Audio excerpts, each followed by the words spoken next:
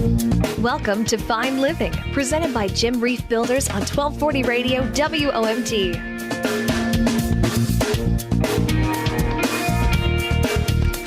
And welcome back to Fine Living here on 1240 Radio WOMT with the one and the only Jim Reif from Jim Reif Builders.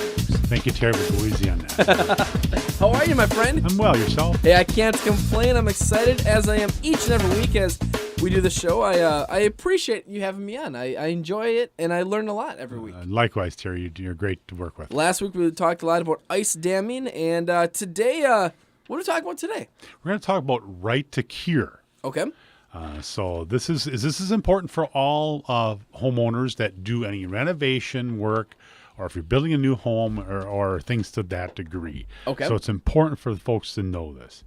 First of all, right to cure is a law that is in Wisconsin. It was started back in 2005 in the legislature and passed then.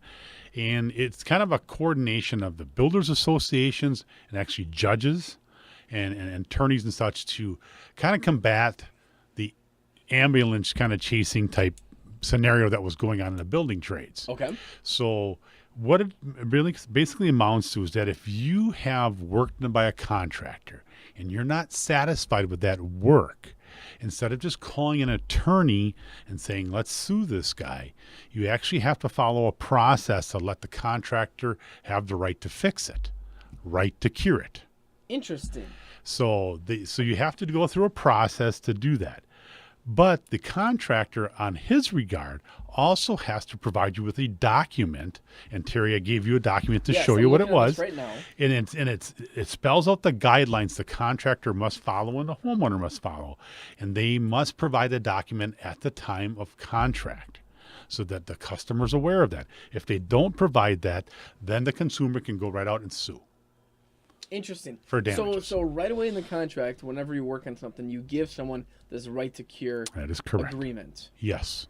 And that explains it. Then if they don't like something we've done, we would be there to fix it, but maybe somebody else wouldn't. But then they have to follow these procedures.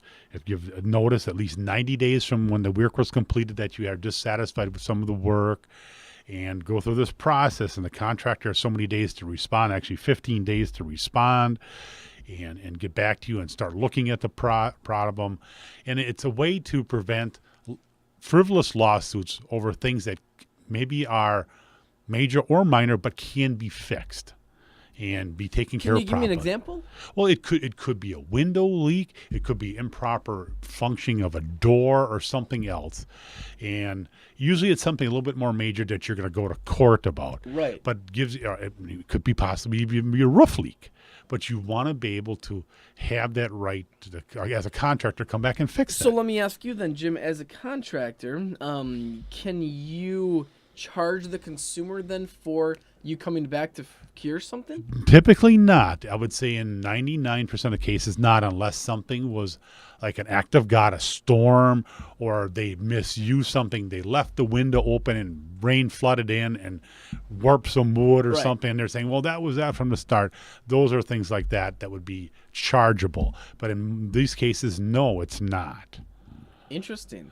So it's a way to protect both the consumer and the contractor. It's a way to create communication to get the problem resolved. Ultimately, I think in our community here, Manitowoc Rivers and Manitowoc County, we have great people, and most people are just wanting the problem fixed. And so it works properly, it looks right, and not wanting to be chasing attorneys down. Is this common? Does this happen a lot? In the Milwaukee and Madison area, there was a lot of that. Where actually attorneys were specializing in that by going to the city halls and getting building permit information and sending letters to the consumer saying, hey, we can get you your project at a reduced cost or such by doing these methods. And some people fell into that trap. And it's unfortunate that these have to come about, but it's a way, again, for both the consumer and the contractors to be protected and create communication dialogue. Interesting. That is some great knowledge here to learn about the right to cure law in the state of Wisconsin. Jim, time is running up here again. As we had mentioned last week, now is a great time to start connecting with you for projects for 2016. Again, new construction or remodeling. How can they get a hold of Jim Reif Builders. Terry, please give us a call at 684-6899. Look us up on the web at jimreifbuilders.com.